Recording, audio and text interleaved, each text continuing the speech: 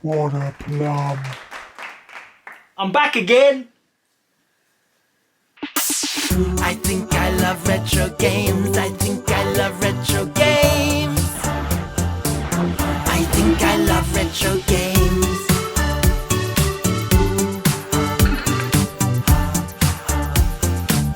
I love the Retro Games Show. I think I love retro games. I think I love retro games. I love the Retro Games Show. It's the Retrogames Show.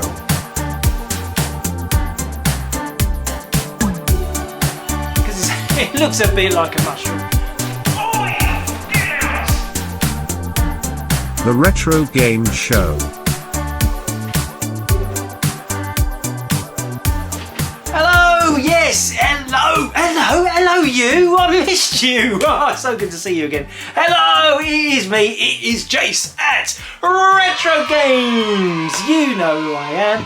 You still know, you can't erase me from your memories. I am sorry about that. Once seen, hard to wipe away. It's like an Etch-a-Sketch. Gotta shake him harder. I can still see what he used to be. He's already on it. He's already lost the plot. Already. Well, last week I had a cold. This week I'm not so bad. I'm still a little bit, tiny bit bunged up. The older you get, the harder it is to shift a cold. I don't know why. I don't know. What do you think I am? Dr. Ruth? I don't even know who Dr. Ruth is. Isn't that a sex therapist? Yes, sex therapist. Okay, we'll do that. Anyway, welcome to the show. It's been another crazy week. We seem to have lost our Prime Minister yesterday. It's easy to lose stuff. I understand that. I am surrounded by millions and millions of games. I know how hard it is to find things and how easy it is to lose them. And some things, you're glad that they get lost.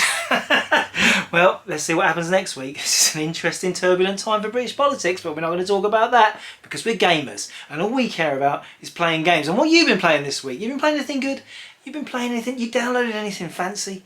What do I play? What did I play? Oh, I'm addicted. I should tell you this. I'm very addicted to Clash Royale. That iOS battle game. I have been playing it for I think it's 7 years now, on and off. And if it wasn't for that game, I would have achieved so much more in my life. But that's the problem with these little iOS games. They fill up your brain, and before you know it, even though you're doing terrible, you're still playing it into the early hours, thinking, "My life was worth more than this." That's gaming for you, isn't it? We're addicted to playing. Start of the show. What happens at the start of the show? Oh yeah, I remember. It's time for the feature. Retro Facts. The name Dreamcast first came to light in 1994 as the code name of a Sega Saturn VR headset, developed by UK pioneers, Virtuality. Over the following years, Sega's replacement for the Saturn became known as Katana. Designed alongside the Naomi system, which was headed to the arcades. 1GB GD-ROM disk system, 32-bit liquid-cooled processor and 8 MB of video RAM, made the Dreamcast the most powerful console on the market. It was the first console to have an inbuilt modem for online gaming, and the first to have memory cards with screens to manage saves. Its library of 624 games titles includes classics like Sonic Adventure, Crazy Taxi, Phantasy Star, Jet Set Radio, Power Stone, and the epic Shenmue. Despite entering the market 2 years before the PlayStation 2, the Dreamcast struggled to gain the momentum it deserved, selling just over 9 million units before Sega's sad withdrawal from the console market. Thanks, Jeff. Yes, so the Dreamcast, Sega's last hurrah. And I've got a few interesting Dreamcasts to show you today. And this first one is called it's American, and it's called the Sega Smash Pack Dreamcast. And it's actually a very rare set. Lots and lots of different variations on the sets of Sega Dreamcast. As you can see, it comes with the Smash Pack games compilation, which includes Sonic, Vector Man, Virtual Cop 2, Shining Force, Sega Swirl, some unusual games which you can only get through the Smash Pack. This is like an outer slipcase. Let's just we'll have a look. This is absolutely pristine. I've got to be very careful with it. Oh, blocking me out. I've got to get back on the show. Let's have a look. Beautiful. I mean, look at the condition of this. Isn't that stunning? This is an unused Sega Dreamcast. I know I shouldn't be opening the box, but just for you guys, I thought I would. And here you go.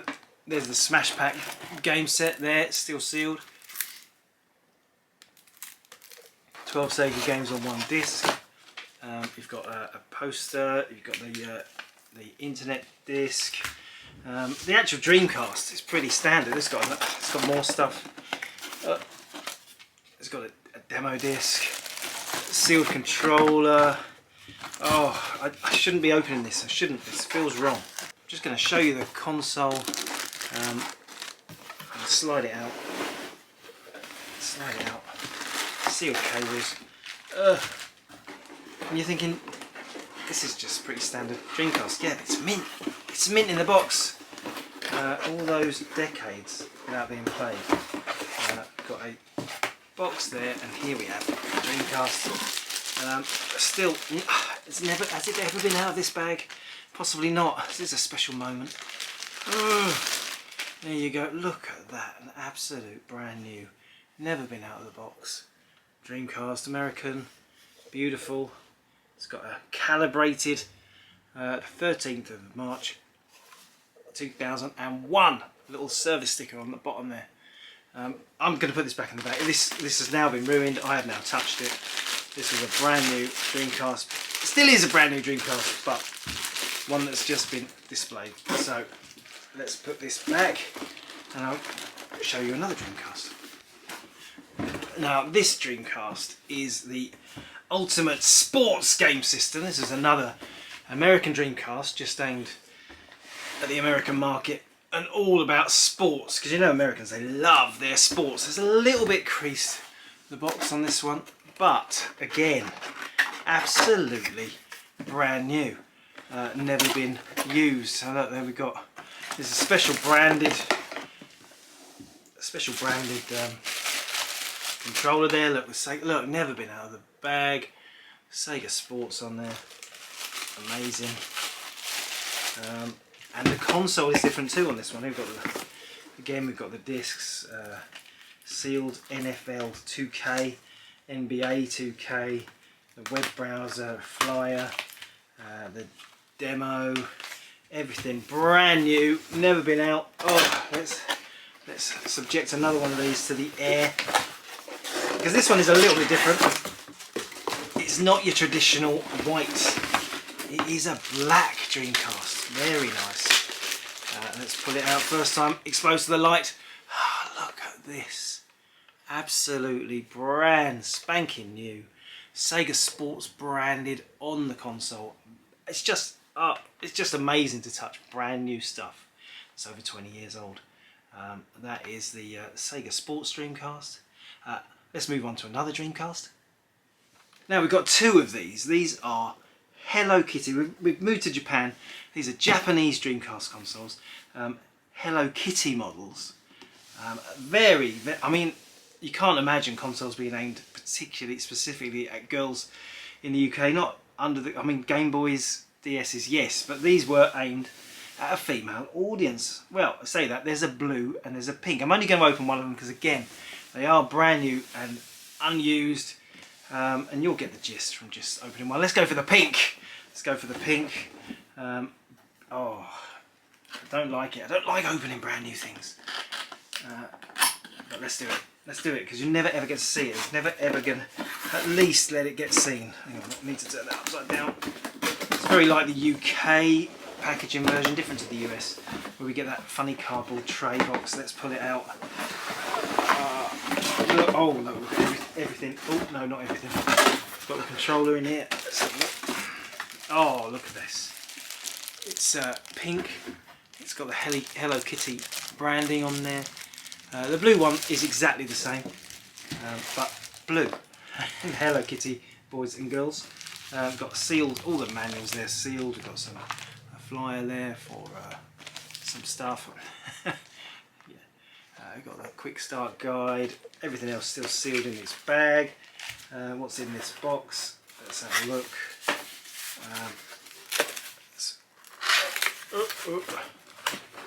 Unusual to get this included. This is a Hello Kitty official Sega pink keyboard for the Dreamcast. I mean, mad, isn't it? Unused, brand new. This is all brand new, never been out of the box before. It's making me feel sick touching it. And then we've got a Hello Kitty Dream Passport, different version of the Dream Passport disc you usually get with the Dreamcast. And if I lift this, you want to see it, don't you? Come on, let's see. Let's pull this very nicely out. There we have it, the Hello Kitty. All the cables are in the bottom of the tray, just like a UK one package like that. Everything's still sealed. Is this actually? No, it did open at one end. Never been out of the packet. There we go. A Japanese transparent pink Hello Kitty Dreamcast. And look at this. Isn't that beautiful? It's just pure soft touch there, soft touch.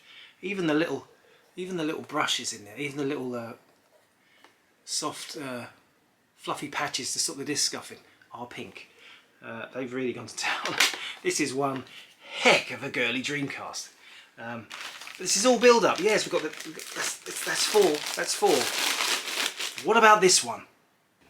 Guess what? Another Dreamcast. Now this Dreamcast is a Japanese one. Standard kind of looking white box. And again, let's just put this on there. In beautiful, unused condition, I believe. Let's have a look. Let's have a look. This is my first time opening the box too. You're going to get excited as soon as you see the controller. That is because, yes, what colour is that? Okay, the bag's open.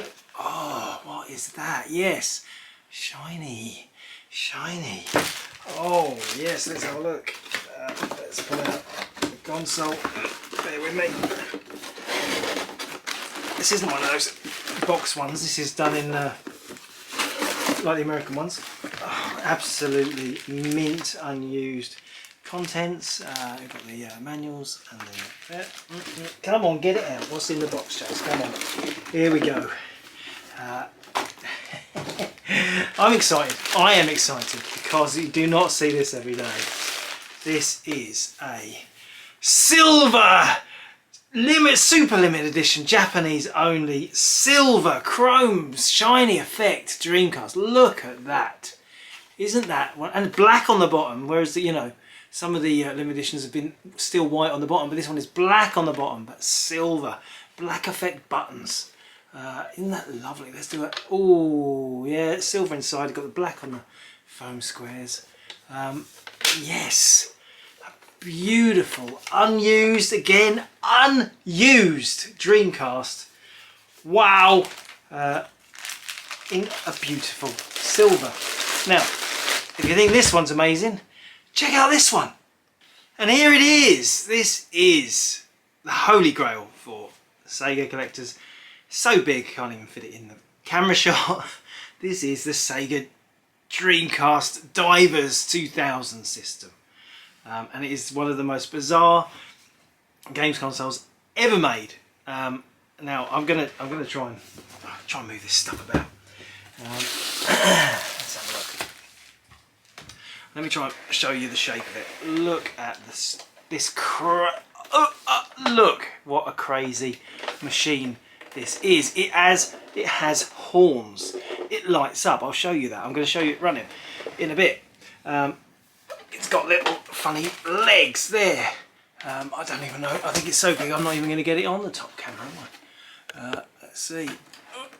I can get a reflection. It's just huge.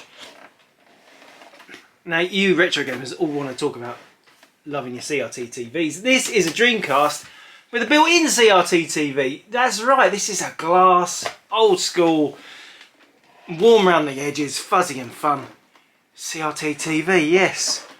And look, the controls on the top. You could watch TV on this. In Japan, this is Japanese TV, which is brilliant because it means you could play other consoles on your Japanese TV. You can see at the bottom there, you've got the 4 controller ports. This, yeah, standard. Oh, I can't. This is a heavy beast. It's about 15 kilos, do you reckon? Possibly. It's got lights in the side. I'm going to show you. It spins on its stand. It's kind of like, it's the item you'd have in the funkiest kid's bedroom in the world, isn't it? It's like the ultimate kid's bedroom TV. It's got the lid on the, I don't know if you can see that, it opens. That's it. And you press it to open. That's where you put the discs. I mean, it's huge, isn't it? It's a lot bigger than, it's a lot bigger door than you have on your standard Dreamcast. Anyway, we'll come back to the actual console and I'll get it going and show you in all its glory with me mega step down. Let me just move it to one side. So anyway, right, sorry about that. So this is all the stuff that came with the Dreamcast Divers 2000. CX1, it's got another name. Now, firstly, the controller is transparent green, that kind of classic diving way. We all like diving. It comes with its own specific remote control, obviously because it's a TV, it needed that too. You've got some wires and some stickers which you can stick, some decals that you can put on. Unused in this example. This does have the shipping box as well. I'll just show you a little video of the shipping box.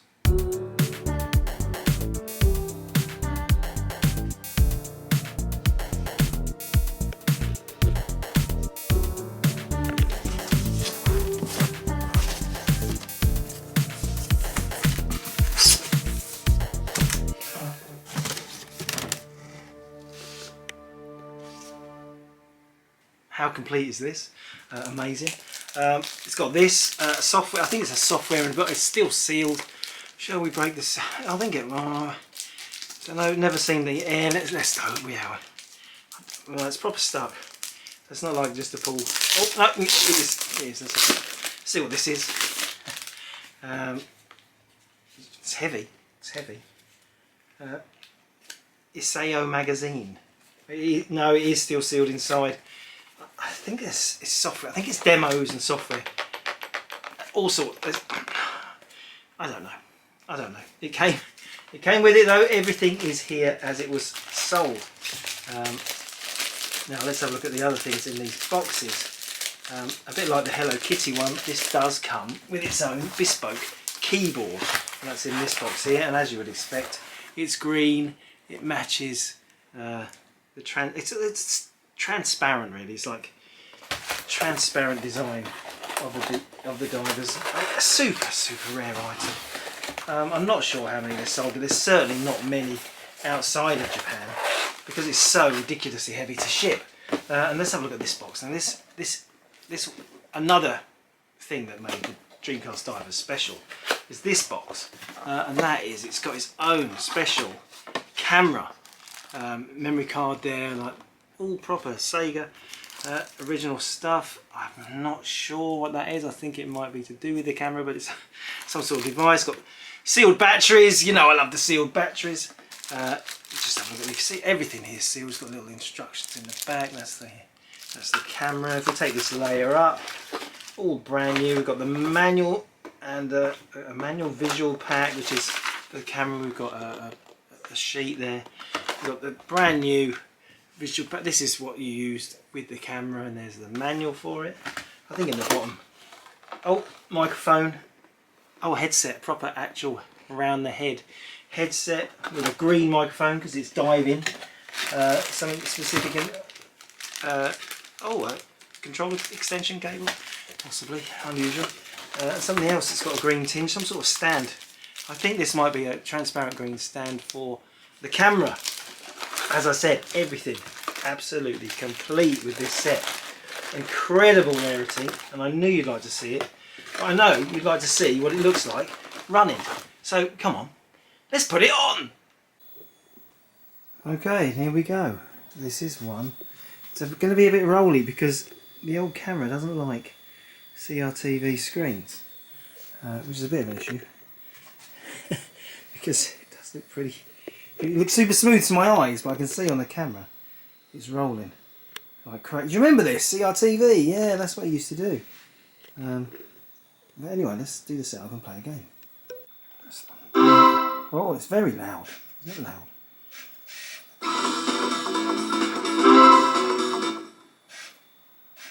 Very noisy. I can hear the drive. Really. There's the lights. See, now it's working. Yes.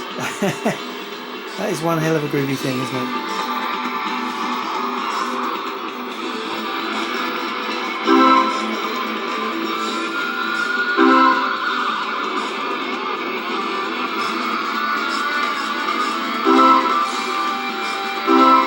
It's a Dreamcast. Anyway, you get the idea. It was Sega Rally. Oh, excuse me. I'm just enjoying a beverage in my Retrogames branded can. No, it's not a drink. This is a 100AK. You might have seen that. If you're a collector, you'll have seen 00AK, one of a kind. And this is a one of a kind Retrogames can warmer. Done from my very, very good friend Mark, who made it. And a matching coaster, isn't that? You're thinking, oh, you wanted a shirt, but now you're getting excited because I've got a coaster. Only one. There's only one. Who knows? Maybe they'll go into production. But that does bring me onto something I want to say. One of the guys who doesn't get the recognition he deserves, part of the Retrogames story, and that is Mark. And I just thought I'd better give him a mention, because if it wasn't for Mark, Retrogames would become so different now. It might be better. No, it wouldn't be better. It'd be worse. Now, Mark, he's responsible for the build of the website. He manages our website. He's the one who's up at 3 a.m. if there's a server crash, making sure that nothing's lost. You know, we have a mirrored server. It's all complicated. It's all too complicated for me. But Mark is brilliant. Mark is responsible for so much more than that, though. He's the guy who redesigned the logo from the old hand-drawn version to the logo that you'll see on the site and you'll see on all the merchandise now. So he's responsible for that. What else has he done? He's just been brilliant support. He's helped with marketing, he's helped with promotion, he's helped with building the site. He doesn't get the recognition he deserves. He's an absolute genius. He's a fantastic writer. He's a fantastic musician. He's like an all-round genius. He's very much just like me. And that's why I love him so much. So, if you're watching this, Mark, bit of a surprise. Big shout out to you. You're up there with you're on the top table with the king of the retro gamers. I don't know his favourite retro game. His favourite retro game is The Pawn by Rainbird. Very, very difficult adventure. I just know that stuff. I know that stuff. I know what games you like. I know what game you like best. Technician Ted by Houston. That was a good game, especially the 128K version with the additional soundtrack. Before I go completely barking mad, let's go to the advert break. Sell your stuff to Retro Games. Please don't throw your games away.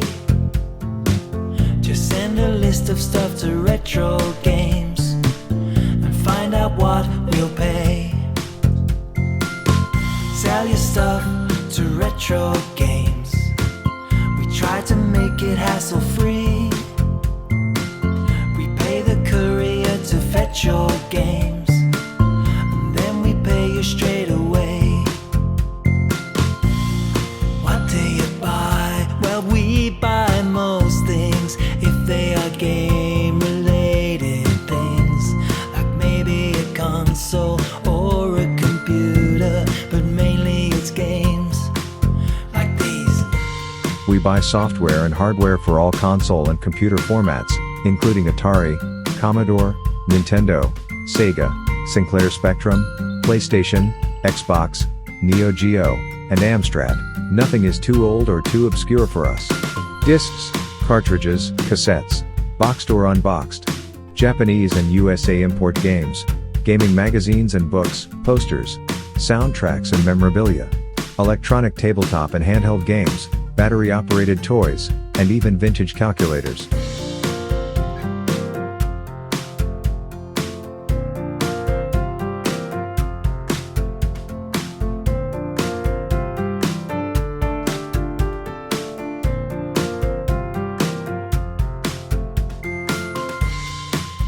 What we love most is big games collections. The bigger the better. We even buy faulty or damaged items. Nothing is ever thrown away. If we can't use or repair it, we pass it on, and support several gaming charities. Sell your stuff to Retro Games. Please don't throw your games away. Just send a list of stuff to Retro Games and find out what we'll pay. Sell your stuff to Retro Games. We try to make it hassle free. We pay the courier to fetch your games, and then we pay you straight away. Turning your games into cash is easy.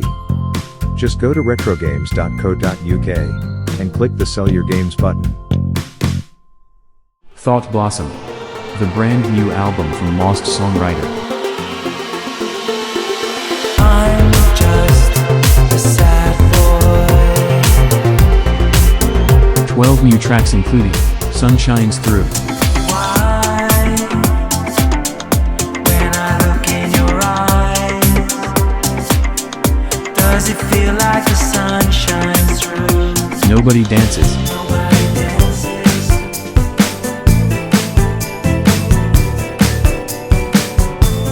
Nobody dances. Nobody and the song stolen by Retrogames, Drone. I think I might be a drone that's being remotely controlled. That's why my pulse is so slow. Thought Blossom by Lost Songwriter. Available to stream from November the 1st.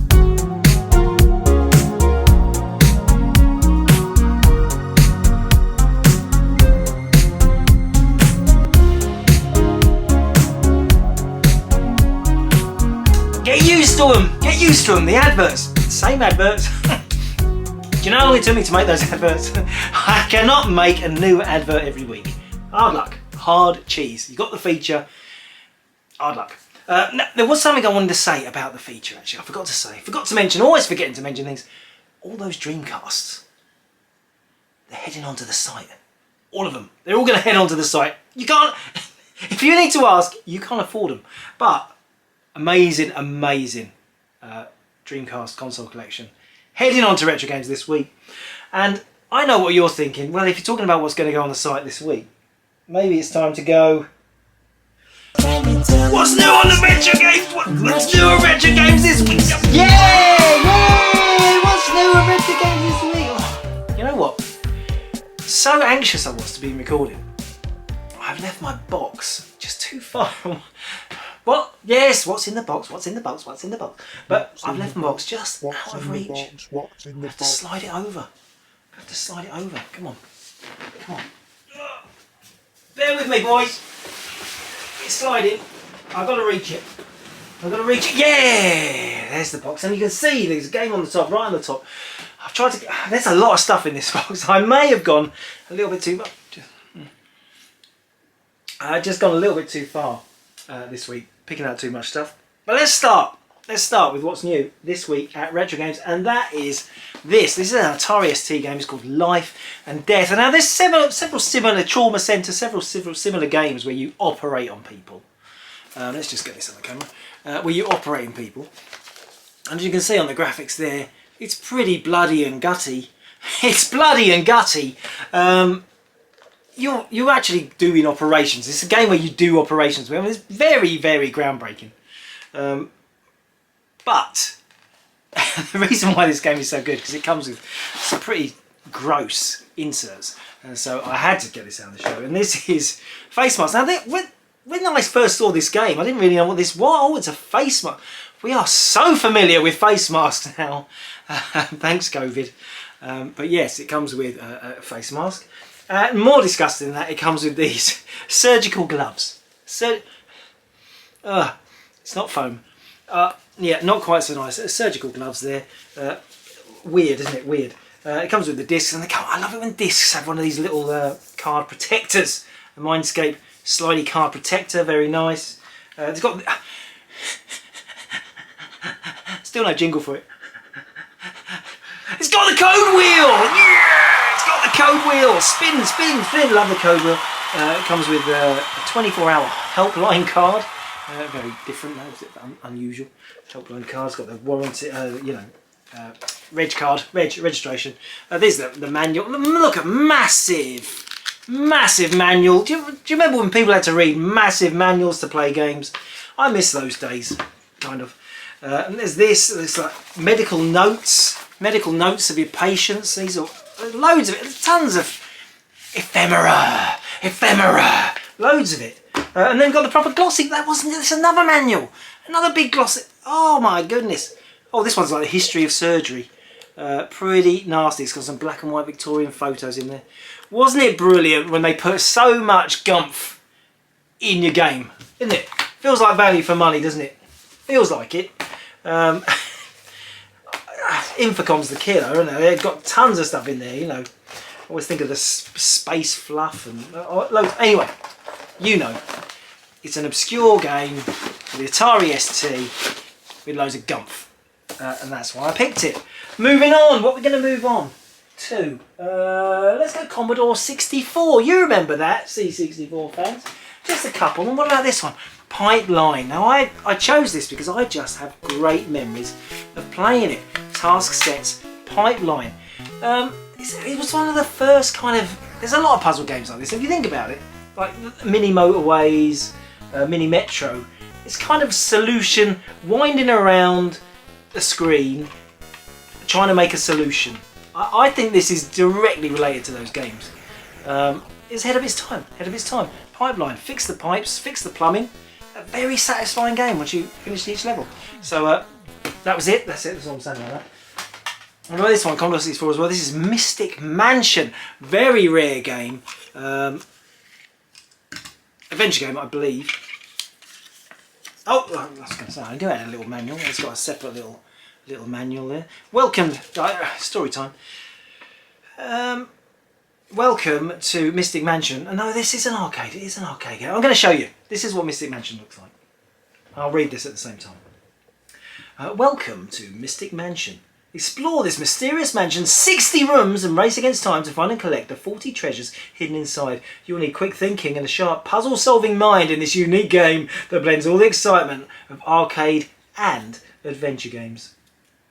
You play a ghost. Attempt to survive the many perils while trying to obtain the treasures. Yeah. Looks good, doesn't it? Looks good. It's a rare game for C64. It's an early US gold release. The actual game is programmed by JV Software, and I wish I knew what else JV Software did. Not a lot, I would say. But these early single case US gold games are very, very rare. So it's another edition this week. Moving on, Jace, what's next? I know what we should talk about. Let's talk about Dragon 32! Now then, that's what I'm talking about. That is what we're talking about. That is what we're talking about. Yeah, this was the big finale. We've got loads of Dragon. I should say it was a big listing week this week. It's our first big listing week since we've started doing the show. So let's just see. How many items did we list on retrogames.co.uk this week? Impressive, isn't it? Well, hey, yes, we've been very, very busy. And one of the formats that we really did concentrate on, we listed loads of this really rare Dragon 32 stuff. I did tell you it was up and coming.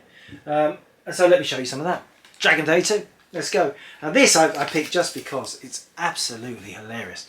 It's called the Tape Doctor. It's a utility program to help fix things, to get old software working. But just look at the design. Look at who made that. That's like, oh Johnny, thanks. Little Johnny from school. He's painted an inlay. Look at these envelopes. Look at this tape with a smiley face. Isn't that nice? I really like this one. Anyway, I just thought that was worth showing. We've got this is a CRL game, and we all talked about CRL on the Spectrum, very famous on the Spectrum. And this game didn't come out of the Spectrum, but it's got that classic CRL artwork, St. George and the Dragons, not particularly rare or valuable, amazingly, but I think that's just because not many people collect Dragon. But it is an original 1982 Dragon release, and isn't that just a beautiful game? Isn't that a fantastic thing? Moving on. Let's keep going. Right. Excuse me while I fiddle. Not with that. A couple of clammies. I've got a couple of clammies. What about these from PSS? It's Star Trek and Attack. And I love this Star Trek. You know, we talk about Star Trek rip-offs being prevalent on the Dragon particularly. It's like they're Star Trek mad, those Welsh guys. Star Trek, man. And separate manual. PSS did this with a plastic case inside, separate manual. That looks nothing like the Starship Enterprise, does it? It's useless. It's useless. They've kind of got away with it. An Attack, a rare arcade game, similar thing. It's got that's meant to be representative of the game. You know what I'm thinking looking at that? It's a bit blocky. It's just a bit blocky, mate. Bit blocky, that one. That's Attack. But oh, I love clam case games. They feel like old video library. Oh, they're just gorgeous things, aren't they? And of course, PSS, not brave enough to put a screenshot on the outside of the box. Good for them. Good for them. Let's not trick people into buying our software. Let's make them guess. Make them just wonder. Wonder so much that they actually buy it. Carry on. More rare Dragon titles. This is crazy. This is by a company called Active Software. Sounds like very modern, doesn't it? Active Software. Maybe this is a fitness game. No, this is a compilation, but this is the actual name of the compilation. And you can see it. I focus on that. It's very small. Highly acclaimed games tape 1. Highly acclaimed games tape 1. Great title. Great title. It's highly acclaimed. We've got some titles in here. It's got some games. It's got Interplanetary Trader, Snail Pace, Atom Hunt, Air Assault, Wumpus Mansion, Execution. It's a bit borderline, that one. Hilo, and Wipeout. Wipeout on the Dragon 32. You thought that was a Psygnosis game. Psygnosis game. It's not. It was out on the Dragon way before the PlayStation was even a glimmer in someone's eye. Head of Sony at the time. I don't know who's responsible. I should know that, shouldn't I? I should know the head of Sony. I'm sure I used to know that. It's one of those names. It's escaped me. Anyway, it's nice to see Wipeout on that format. Let's carry on. This one, I love the look. I love anything that looks a bit homemade. Zotoka for the Dragon. Yes, Zotoka by Paul Lawton. He's put his name on there. And well, someone else is, and AJ Preston. One of them might be the company. I don't know, but it's an unusual strategy game. It's got a little bit of a readath on here. Let's have a Zotoka. Discovering an island was a shock, but so is trying to rule it. Do you think you could manage? More and more people each year in need of housing, food, work, and happiness. If that's not enough, what about the destructive hurricane and attackers who come to take over your island? Who knows? Maybe a civil war could break out. Do you think you could manage? Side A, instructions. Side B, the game. Look at that. It's done it. Someone's used their best handwriting to make that inlay. You know, I bet it's probably Paul Lawton's dad. Dad, would you write the instructions for my hot game release? Oh, all right then. Preston Computer Games. That's the name of the company that made it. I love all this obscure stuff. This is so obscure. So obscure. So obscure. Could be the only one in the world. There's not great documentation on the rarity of Dragon stuff. I mean, the Spectrum, Commodore to some extent, but the Spectrum, it's all documented. We know how rare things are. We know about MIAs. We know about the most tiny releases, the withdrawn stuff, the homemade back bedroom adverts. But the Dragon, it's a bit more Wild West. It's a bit more, and we don't know how rare a lot of these games are. Some of them are they just feel crazy rare. And on that subject, let's check out this company. This is, I love this. These are games by, let's just get rid of the post-its. Bambi Software. Isn't that cool? And there's 3 titles here from Bambi Software. Nobody knows much about Bambi Software. This is Surprise. That's actually what it's called, Surprise. And big surprise, there's no manuals for any Bambi software. It makes me think Baby Sham, doesn't it? That logo. It's making me think of Christmas 1978. We've got Surprise, we've got Stock Market, and we've got Interplanetary Trader. Now, I thought this was odd because, as you may remember, it was only a minute ago, Interplanetary Trader was also on this Active Software highly acclaimed games tape. And I find it hard to believe they're different games.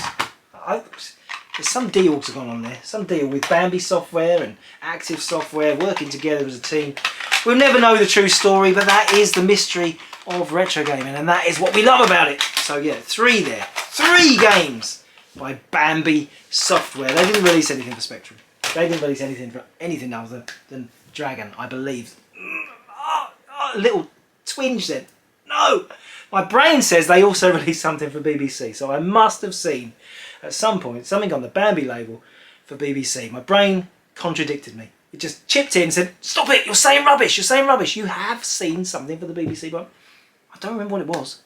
Come on then, brain. Where's the picture? Where's the picture? She's off the show! I told you, she's off the show. What about this? Now, Peaksoft, another very obscure label. They did make games for the Spectrum and some for Commodore. Famous for The Boss. I think that was Peaksoft's biggest hit.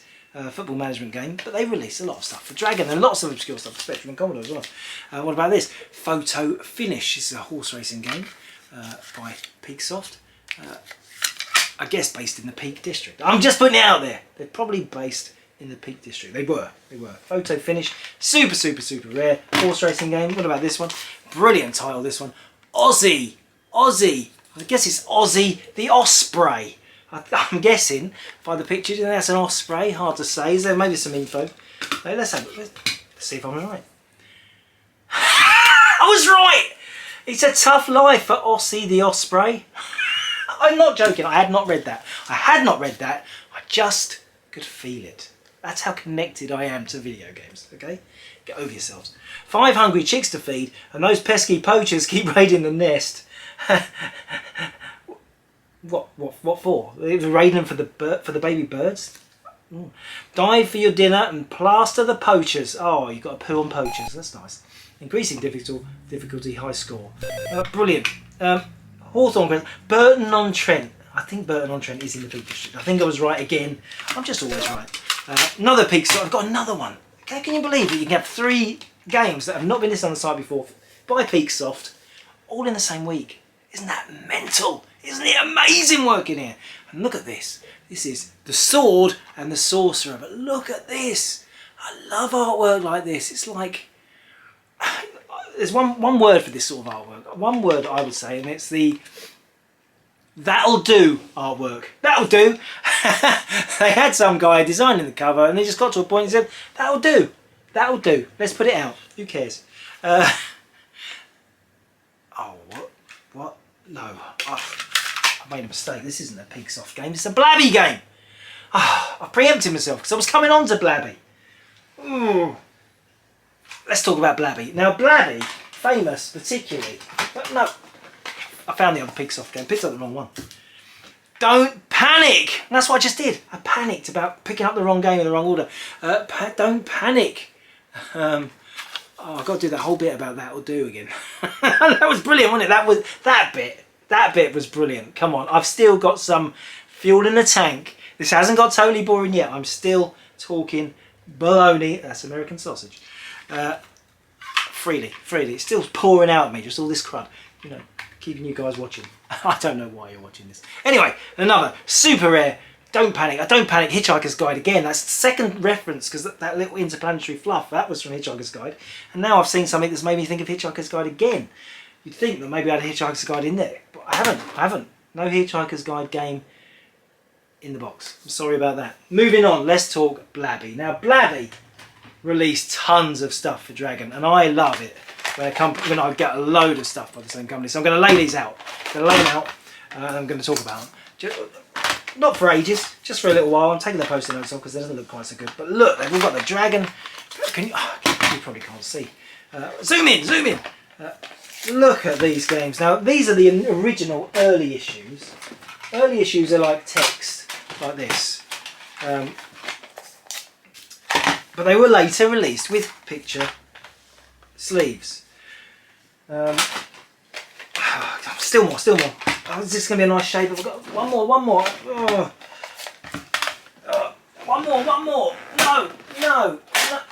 No more. But anyway, there you go. 11. There's 11 there, and they are all... Let's put them into the middle. So we have got Boulder Crash, Kung Fu Master, Mutant Wars, Star Swoop, Cosmic Crusader, The Bells. I'm curious about that one. Laser Run, Olympia, it's an Olympics game. Barmy Burgers, Dodo, and Karma Crazy, not Chameleon. Now, Barmy Burgers is the game that I know Blabby from. That was a big hit on the Spectrum. But actually, Blabby were bigger on the Dragon. Dragon was their core format. And Blabby Games, interested. I always thought Blabby. Who came up with that name? Blabby. Blabby is where they're from. It's a town in Leicestershire called Blabby.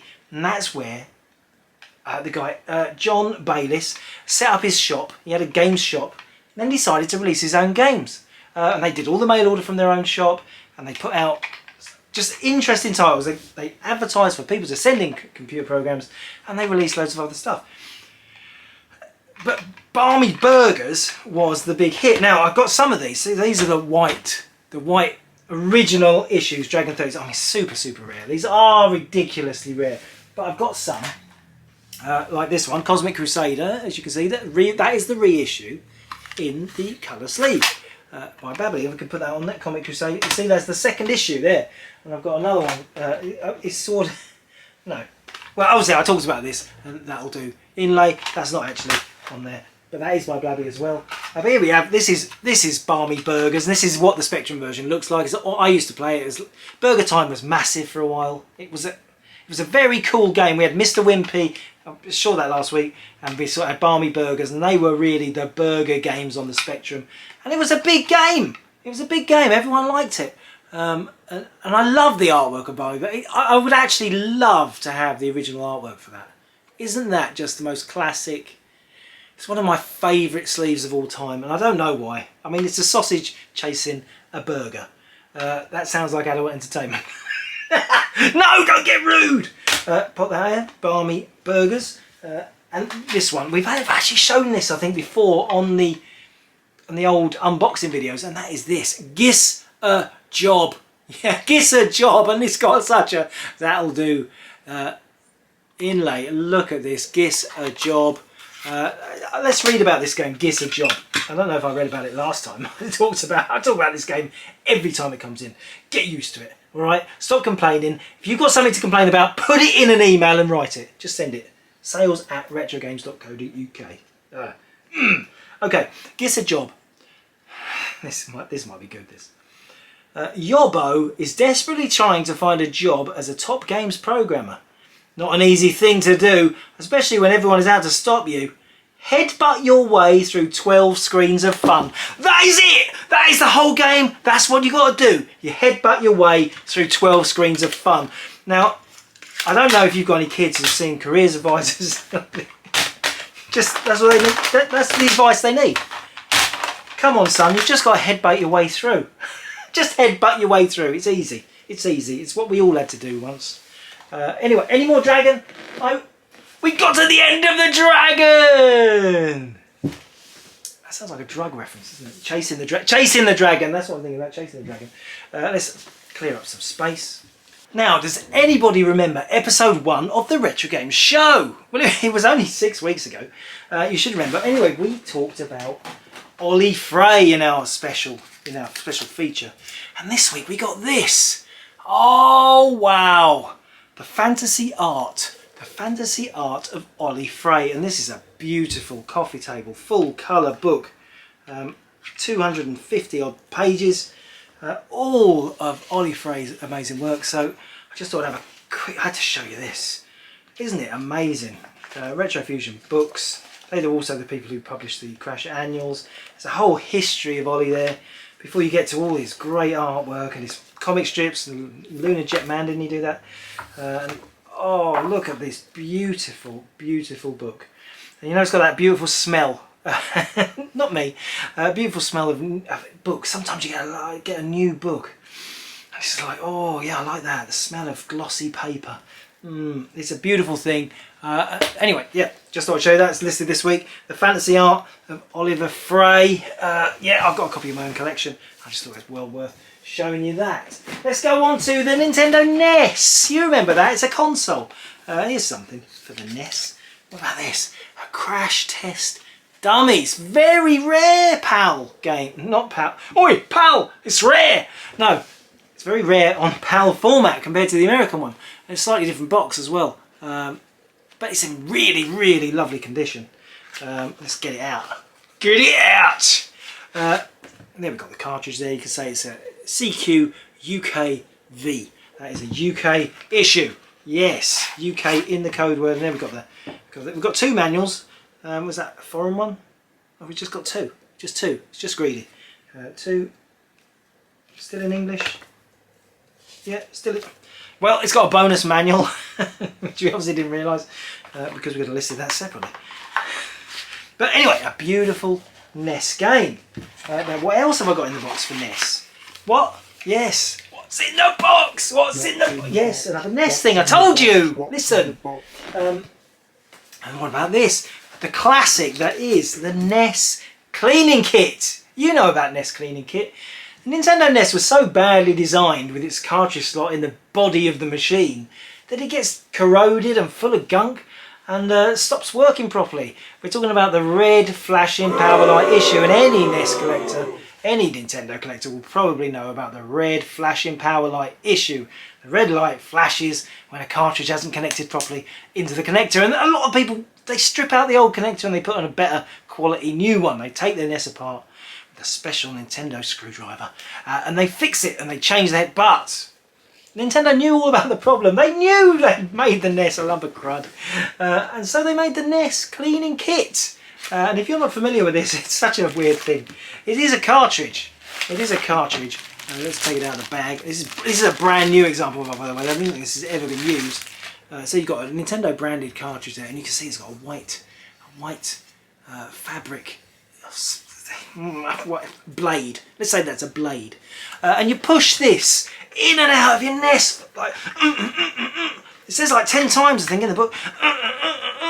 And grind the contacts of the connector against this fabric board, and hopefully free up enough dirt that it will actually play a game again. Now testing, this comes with this little bag of extra bits like the special wipes and things, and wedge dry wipe and the wet wipe, I don't know. But getting NESs to work has been a bane of my life for like 30 years nearly. They are horrible. It's got a manual. It's got a manual here. The first page here, let me just read this to you. Apologies. We made the NES really rubbish, so you had to buy this. Maybe not quite like that, but it's just disappointing, isn't it? I mean, you buy a NES. I mean, it's just another factor possibly why it didn't take off particularly well in the UK. I mean, a bit of bad press, isn't there? If you've got a console that won't load consistently. I mean, it's a cartridge. Any top-loading cartridge, you never have that problem with a Mega Drive or a SNES, do you? Because top-loading, for some reason, it's fine. Though you would think you'd get more grolly in a top-loading slot, but you don't. I just think the NES is better. I think the problem is with the NES, you put the cartridge in, and then it's not properly connected until you push down. Then you have to push down and lock it in, and it's that mechanism. It doesn't form a firm enough grip on the contacts of the cartridge. I think that is the problem. I never want to talk about cleaning a NES again, but I know I'll probably have to do it very soon. Moving on. What about Amstrad? We don't talk about Amstrad much. Got lots of weird stuff today. We got some games. Now, last week in our music special, you might remember, we talked about this game, and that is Wriggler. But this is Wriggler for Famicom Amstrad CPC disc. Amstrad disc Wriggler. How rare do you think this is? And it comes. It doesn't come with a. It might have had an inlay originally, but it comes with the code sheet. If you needed a copy of this, quick, pause, freeze frame. Just comes with the code sheet. But what a rare game. I mean, Wriggler on the Amstrad disc. Amazing. Lovely to see it. Lovely to put it in stock. What else do we got? Oh, these are very cute boxes. Look about this. This is Zoids. But look at this very 3-inch disc-sized compact case. Isn't that beautiful? It doesn't have a manual, but I don't think it would. I don't think it ever came with one. I think it was like this. Martech Zoids. The battle begins. Beautiful in this little, in a proper 3-inch case. What a gorgeous game. Thumbs up for the packaging, because if all disc games had come in this small disc-sized case, it would have been phenomenal. I'd have collected it, and I was pretty anti Amstrad back in the Spectrum days. Here's another one. Same case design, Meltdown by Alligator. Alligator, very rare label. You know, people collect Alligator stuff. This is an isometric 3D adventure. I don't know if I've ever played it, but it's amazing. And there you have Alligator Meltdown. Alligator Meltdown. I had to show them because they are unusual. And this one has got instructions on the other side. Meltdown, super rare Amstrad fans. You know, if you're an Amstrad fan, you know how rare that is. Okay, let's move on. Oh, one more Amstrad. Classic. Green Beret. No, it's not Green Beret. It's Combat School. Why is it easy to get Green Beret and Combat School mixed up? Combat School. It's like a army-based track and field, but again, it's for a disc, for Amstrad disc. Just lovely to have some nice Amstrad discs in this week. You don't get them very often, so I'd bring them to your attention. Let's talk about Famicom. Famicom, yeah, not Super Famicom. Back to the Famicom. We covered it a few weeks ago, but we've had more Famicom in. And there's some great games, and it gives me an excuse to show you some of these games running. Let's pick the first one. This first one is called Armadillo. Check out Armadillo. This is unusual. Now, I have to go over this every time, just in case there's newbies here. The Famicom is the Japanese version of the NES. I know the cartridges are a lot smaller. I know. That's because it's a proper top-loading console without any issues. The Famicom is. But these are games, the Japanese NES games, most of which we did not get released outside of Japan, because Famicom was huge in Japan, not so big. Certainly compared to the NES sales in Europe, Famicom is just a blitz right off. I'm not putting the numbers up. I'm not doing it. This is not the Famicom special. That will come. Next up, let's have a look at this. The Goonies 2. Yes, the Goonies 2. That makes you think MSX. Doesn't it look like an MSX thing? Because Konami cartridges I always associate with the MSX because they were huge. There's tons of them. But yeah, Goonies 2 on the Famicom. Brilliant. I don't think that came out for the NES, did it? Not in the UK. What about this? This is a proper Nintendo game. This is Wrecking Crew. Wrecking Crew.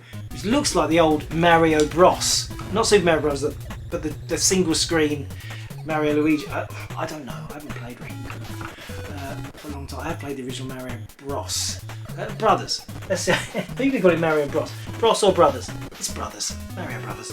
But Wrecking Crew, and that is definitely Mario with a hammer, and that's a proper official Nintendo release. Yes, Nintendo's first console. Keep going, Jason. What's next? What about this? This is unusual. Unusual to see on a console, let alone a Japanese Famicom.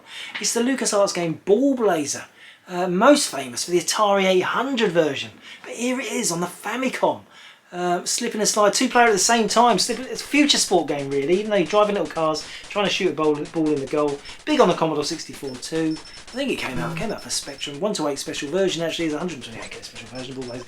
All these facts are just spiraling through my brain is like a Rolodex. I see a game, my brain's just like more facts.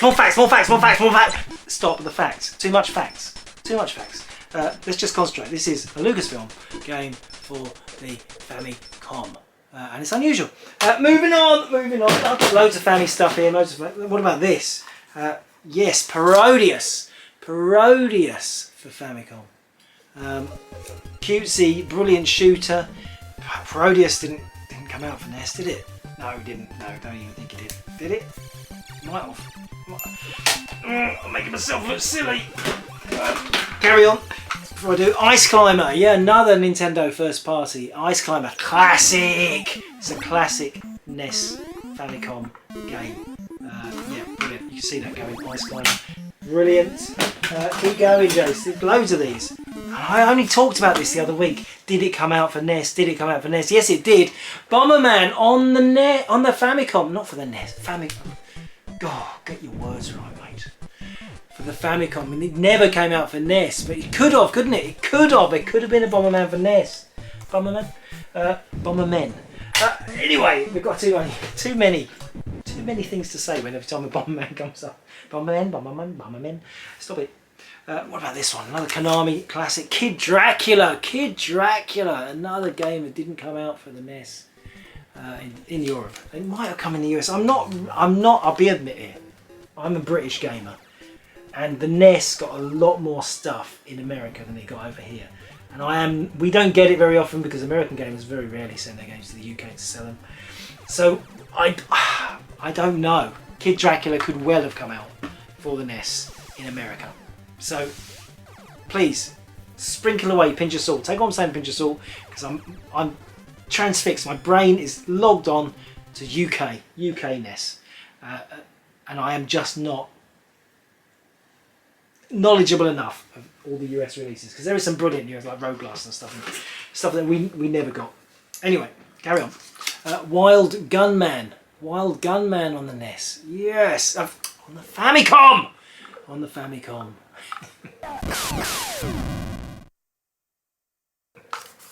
Yes, another Nintendo first party game which did come out on the NES. A classic Capcom shooter. 1942, and that's how old. It wasn't made in 1942.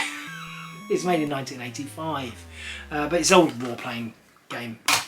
You know what 1942 is. If you're into retro gaming, you'll know Capcom released 1942, 1943. Was there 1944? I think there was. There's loads of them, and they're just top-down. It's an excuse for a World War themed top-down shooter.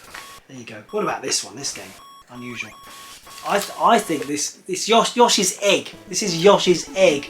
We had Yoshi's Cookie on the NES, and I think these games are very related. They've just changed the egg for a cookie. I'd swap an egg for a cookie, wouldn't you? I would. More. Yeah. What about this one? This is beautiful. This is rare. I think I was talking about this the other day because Final Fight, Mighty Final Fight for the Famicom. Mighty Final Fight. The Final Fight, you only think of it being a series for Super Famicom, for SNES. But no, it's the first one on the Capcom label for the Famicom. Isn't that amazing? The first Final Fight on the Famicom. Wow. Look at it. It's brilliant, isn't it? Moving on. Yes, a couple more. It's another classic Nintendo. You know what that is. It's got no title there, but you know what that is, don't you? I'm not going to tell you what the title is. That's how sure I am you know what it is. I'll reveal the answer at the end. Get over yourselves. What about this one? Oh, what?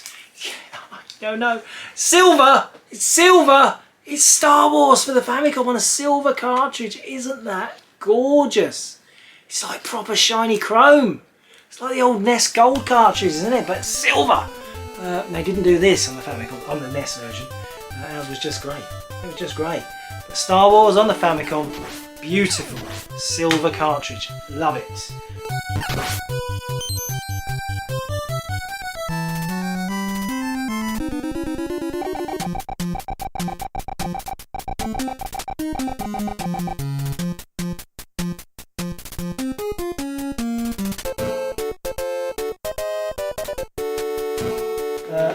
One more, and that's because it's another game that we brought up last week, and that is Splatterhouse. Splatterhouse, we talked about it on the PC Engine, I think, but here is the original Famicom version on the Namco label.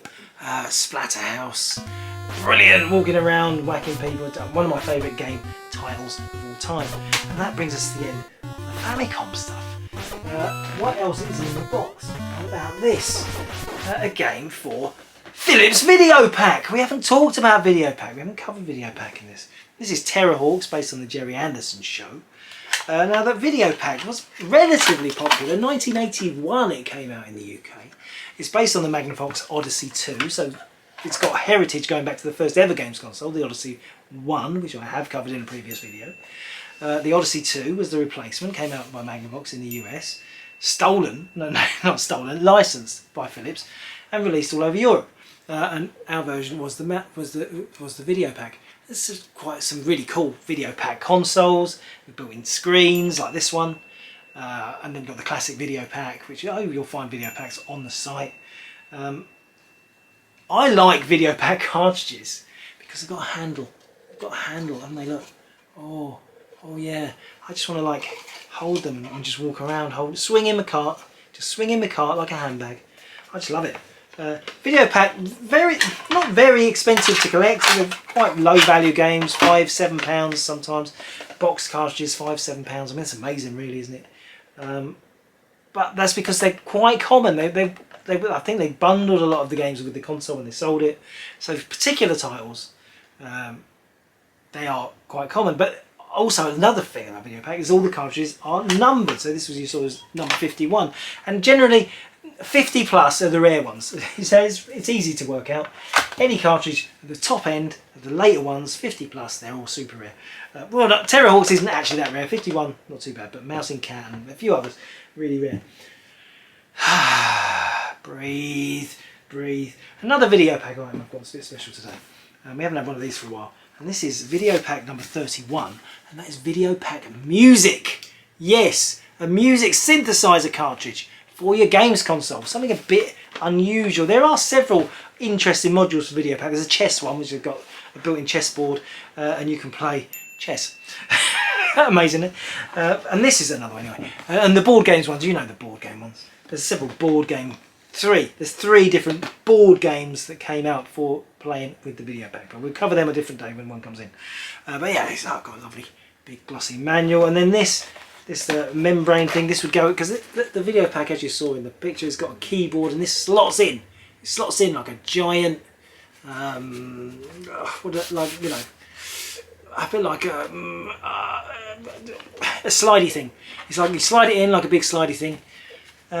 Like a television, an overlay. Should we say an overlay? Even though it kind of clips in, it overlays over the keys, and then you can actually play the game. And it's absolutely pristine, mint condition. Remember, this is very old. And then the game comes in a normal cartridge, like it's in the normal case. Number 31, absolutely beautiful condition. That's musician there for the Philips video pack. What's left in the box? What's in the box? What's in the box? Well, I've got a handheld. What's in the box? One handheld, and that is this. Just we've got. Didn't list much handheld stuff, all this stuff, but that is a Neo Geo Pocket Color in a classic platinum silver, but in immaculate, beautiful condition. And I just thought you'd like to see that. Came in this week. Very nice, very nice. Now there's one more format in the box. What do I like to end on? You got it right! Spectrum!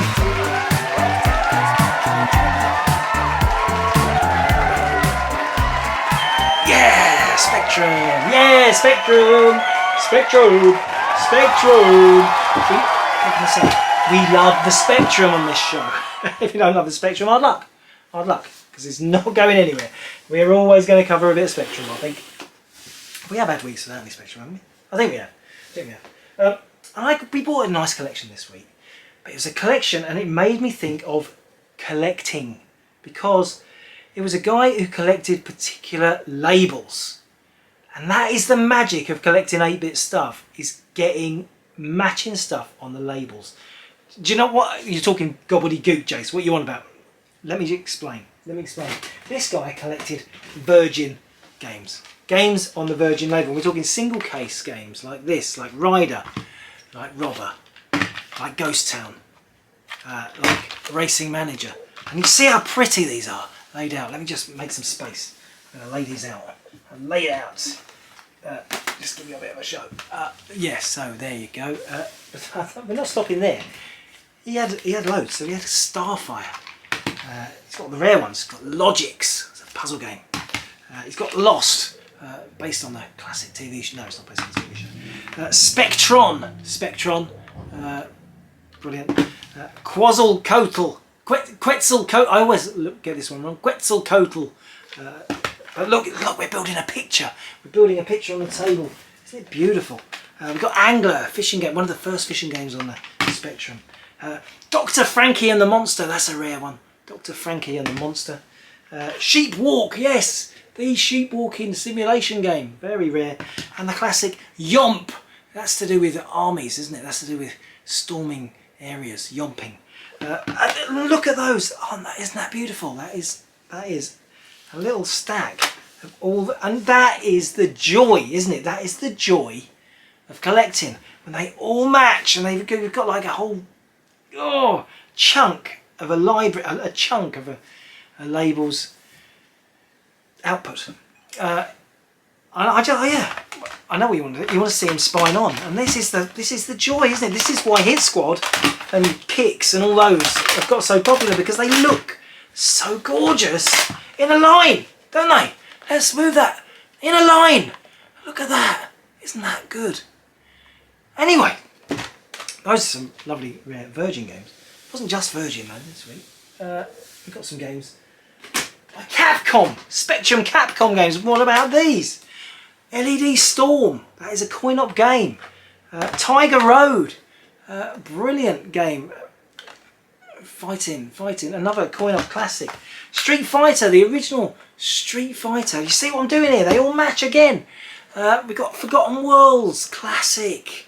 2-player at the same time shooter. We've got Strider, yes, more famous for being on the Mega Drive, but here it is on the Spectrum.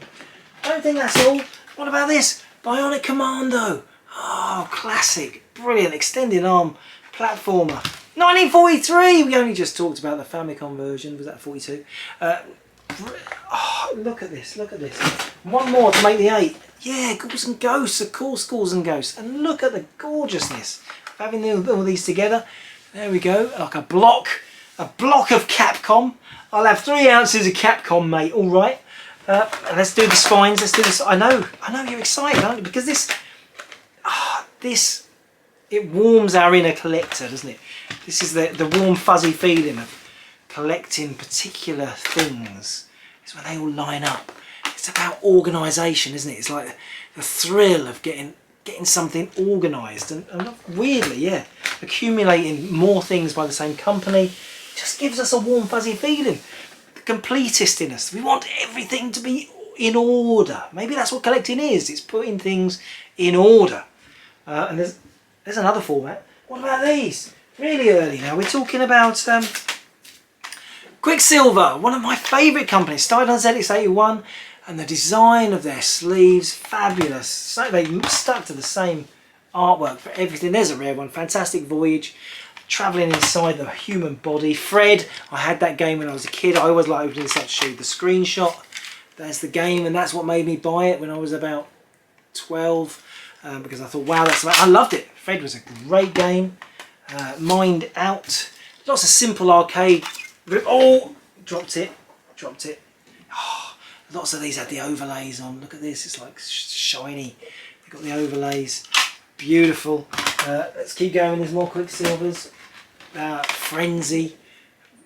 That's getting rarer. It's getting really. Xadom. Hussein. No, Xadom. Very rare. Bugaboo, Crash Smash. Not many Crash Smashes in the Quicksilver repertoire, but Bugaboo. I think this is one of the. This is from memory. Might be the Rolodex is wrong. I think this is one of the few Crash Smashes that got less than 90%. I think it might be an 88-89% in Crash, but it's still got a Crash Smash. Weird fact there. Astro Blaster. Really good shoot 'em up. One of the first games I ever saw around a friend's house before I had my own Spectrum. That's why I didn't want it for myself. No, it was good, but it's very hard. Forget the thrill of simple sideways, you're at the bottom, left and right, shoot 'em up, Space Invader style shoot 'em ups. They were all thrilling. They all had different things to offer us, and we loved that game type. That simple game of Space Invaders was a genre in itself. There were so many. I mean, you could think Galaga and Galaxy, they're different. But there were so many variations on computer formats. Just crazy. But we loved them all. I loved them. I loved all those games. So Astro Blaster was a really highly rated game for me. Here's a rare one. 3D strategy. 3D Noughts and Crosses game. The Chess Player. I love the cover for that one. That's Cyborg playing chess. I know what we've got there. We've got Meteor Storm. The game's so good, they didn't even put the title on the front of the box, which is good. And there you go. See, now we've got those 12 games there, and look at this block. I can't pick this block up like this, but I will go for the spines. I know you want to see what it looks like spine ways. Let's go. Look at that. They're so colourful. The QS logos all line up. beautiful, beautiful. And there you have it. Look at that. Isn't that satisfying? Anyway, yeah, so a bit of Spectrum stuff this week. I think there's one more thing in the box. One more. Yeah, it's a rare one. It's a rare one in more ways than one because it's Martianoids. Martianoids, super rare. Ultimate player game, Spectrum game. Martianoids, one of the rare last ones. Bubbler, Martianoids, the last two.